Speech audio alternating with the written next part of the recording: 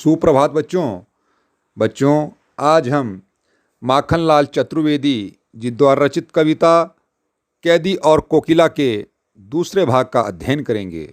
बच्चों, पहले भाग में हमने पढ़ा कि कवि जेल में अकेला और उदास है। कोयल से अपने मन का दुख, असंतोष और अंग्रेजी शासन के प्रति अपने आक्रोश को व्यक्त करते हुए कहता है कि यह समय मीठे गीत गाने का नहीं बल्कि मुक्ति का गीत सुनाने का है। कवि को यह लगता है कि कोयल भी पूरे देश को एक कारागार यानी जेल के रूप में देखने लगी है, इसलिए आधी रात में चीख उठी है। तो आओ बच्चों, अब कविता का अध्ययन करते हैं। क्या देख ना सकती जंजीरों का गहना, हथकड़ियाँ क्यों यह ब्रिटिश राज का गहना। कोल्हू का चरकचूं जीवन की तान, गिट्टी पर उंगलियों ने लिखे गान। हूँ मोट खींचता लगा पेट पर जुआ, खाली करता हूँ ब्रिटिश अकड़ का कुआं। दिन में करुणा क्यों जगे रुलाने वाली, इसलिए रात में गजब ढा रही आली। इस शांत समय में अंधकार को वेध रो रही क्यों हो। कोकिल बोलो तो चुपचाप मधुर विद्रोह बीज, इस भांति बो रही क्यों हो। कोकिल बोलो तो। शब्द संपदा मोठ, पुर चरसा चमड़े का डोल जिससे कुएं आदि से पानी निकाला जाता है। गिट्टी ईंट पत्थर के टुकड़े, जुआ बैलों के कंधे पर रखी जाने वाली लकड़ी। तो बच्चों, इन पंक्तियों में कवि ने विदेशी शासकों की कारागार में स्वतंत्रता सेनानियों को दी जाने वाली यातनाओं का सजीव चित्रण किया है, जिससे उनकी क्रूरता का परिचय मिलता है।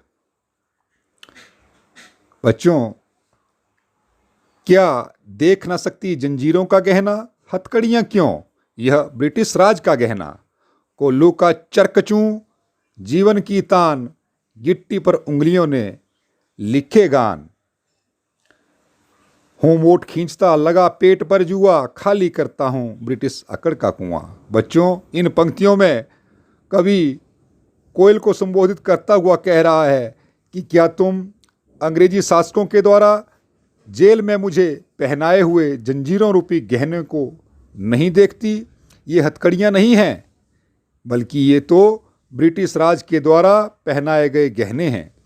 जब हम कोल्हू चलाते हैं, तेल निकालते हैं, तो उसके घूमने से उत्पन्न चरकचूं की आवाज़ ही तो जीवन की तान है। उससे हमें जीवन जीने का उत्साह मिलता है। हम ईंट पत्थरों को हथौड़ों से तोड़ते हैं। हमारी उंगलियों पर उनके द्वारा चोटों के रूप में गीत लिखे गए हैं। मैं जेल में बैलों की तरह छाती पर फीता लगाकर चूना आदि पीसता हूँ। मैं इससे परेशान नहीं होता, बल्कि मुझे तो इससे संतोष होता है कि ऐसा कर मैं अंग्रेजी राज की अकड़ का कुआं खाली कर रहा हूँ। दिन में करुणा क्यों जगे रुलाने वाली, इसलिए रात में गजब ढा रही आली। इस शांत समय में अंधकार को वेध रो रही क्यों हो। कोकिल बोलो तो चुपचाप मधुर बीज विद्रोह बीज, इस भांति बो रही क्यों हो। कोकिल बोलो तो। दिन के समय काम करते हुए मुझे दुख देने वाली और आंखों में आंसू लाने वाली करुणा का भाव क्यों जगे। मैं नहीं चाहता कि अंग्रेजी राज के पहरेदार मेरी पीड़ा को देखें, पर कोयल रूपी मेरी सखी हृदय में छिपा पीड़ा का भाव रात के अंधेरे में गजब ढा रहा है। मैं दुख की अधिकता से फूट रहा हूँ, आंसू बहा रहा हूँ। अरे कोयल, तुम बताओ कि अंधेरे को बींध कर इस शांत समय में तुम क्यों रो रही हो। पता नहीं तुम चुपचाप इस प्रकार मधुर विद्रोह के बीज क्यों बो रही हो? अरे कोयल, तुम कुछ तो बोलो और बताओ कि रात के अंधेरे में क्यों कूक रही हो? काली तू, रजनी भी काली, शासन की करनी भी काली, काली लहर कल्पना काली, मेरी काल कोठरी काली, टोपी काली, कमली काली, मेरी लौह श्रृंखला काली, पहरे की हुंकृति की ब्याली, तिस पर है गाली ए आली। इस काले संकट सागर पर मरने की मदमाती, कोकिल बोलो तो अपने चमकीले गीतों को क्यों कर हो तैराती, कोकिल बोलो तो। शब्द संपदा। रजनी का अर्थ है रात, श्रृंखला यानी जंजीर, हुंकृति यानी हुंकार, ब्याली यानी सर्पणी। तो काली तू, रजनी भी काली। बच्चों, इन पंक्तियों में कवि ने कारागार में तरह तरह के कष्ट उठाए थे। उसे प्रतीत होता था कि वह पीड़ा के अंधेरे में डूबा हुआ है, जिसके चारों तरफ गहरा कालापन छाया हुआ है। तो बच्चों, आओ अब कविता की व्याख्या देखते हैं। काली तू, रजनी भी काली, शासन की करनी भी काली, काली लहर कल्पना काली, मेरी काल कोठरी काली, टोपी काली, कमली काली, मेरी लौह श्रृंखला काली, पहरे की हुंकृति की ब्याली, तिस पर है गाली ए आली। बच्चों, इन पंक्तियों में माखनलाल चतुर्वेदी जी कहते हैं कि हे कोयल, तू काले रंग की है और यह रात भी काली है, अंधेरी है। अंग्रेजी शासन के द्वारा किए जाने वाले अत्याचारपूर्ण कार्य भी काले हैं। मेरे मन में उत्पन्न होने वाली कल्पनाएं भी काली हैं तथा सारे वातावरण में भी निराशा भरी हुई है। मैं जिस काल कोठरी में बंद हूँ वह काली है, मेरी टोपी काली है और कंबल भी काला है।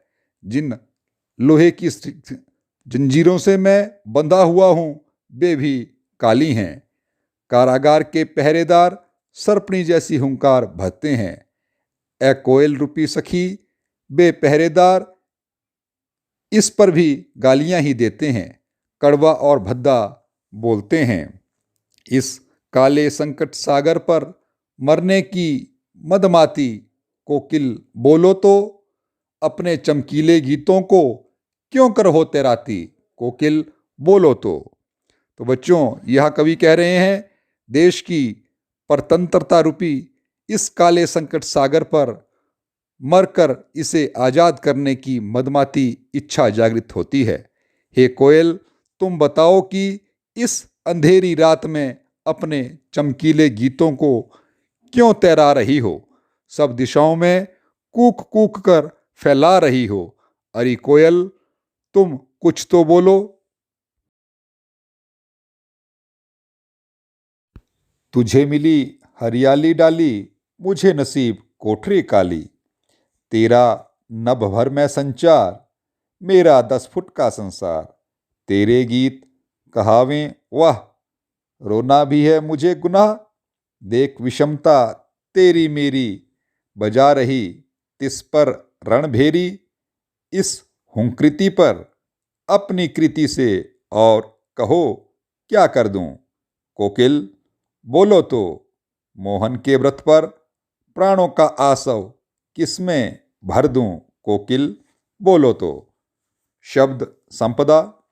नव का अर्थ है आकाश, विषमता यानी कठिनाई, मोहन अर्थात मोहनदास करमचंद गांधी या महात्मा गांधी, आसव का अर्थ है बच्चों रस।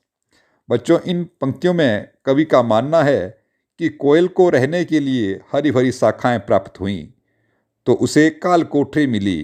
कोकिल का संचरण सारे आकाश में होता है, सारे आकाश में उड़ती फिरती है, लेकिन कवि का संसार 10 फुट की कोठरी है।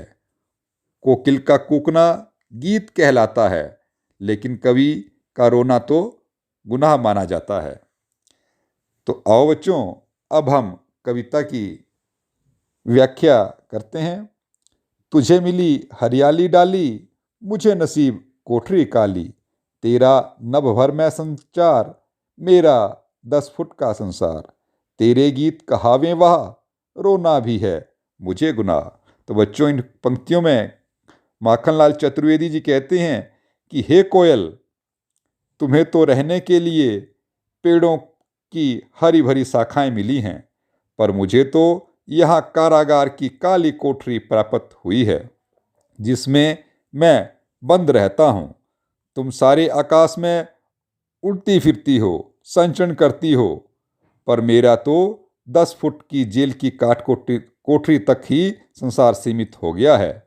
जब तू कूकती है तो सभी लोग उसे मीठा गीत कहते हैं, पर जब मैं दुख में भर कर रोता हूँ तो उसे भी गुनाह माना जाता है। देख विषमता तेरी मेरी, बजा रही तिस पर रणभेरी। इस हुंकृति पर अपनी कृति से और कहो क्या कर दूं। कोकिल बोलो तो मोहन के व्रत पर प्राणों का आसव किसमें भर दूं। कोकिल बोलो तो बच्चों, आगे कवि जी कह रहे हैं कि जरा तू अपनी और मेरी विषमता को तो देख, कितना बड़ा अंतर है हम दोनों में। पर इस अवस्था में भी मैं निरुत्साहित नहीं हूँ। मेरा मन देश की आज़ादी को प्राप्त करने के लिए रणभेरी बजा रहा है। रणभेरी होता है बच्चों युद्ध में बजाया जाने वाला बाजा। मैं अपने मन में उत्पन्न होने वाली हुंकार पर अपनी रचना से और क्या प्रदान करूं। अरे कोयल, तुम मुझे बताओ, मोहनदास करमचंद गांधी अर्थात महात्मा गांधी ने देश की स्वतंत्रता प्राप्ति के लिए जो व्रत लिया है, उसे मैं किसके प्राणों में रस के रूप में भर दूं। अरे कोयल, जरा तुम बोलो तो सही।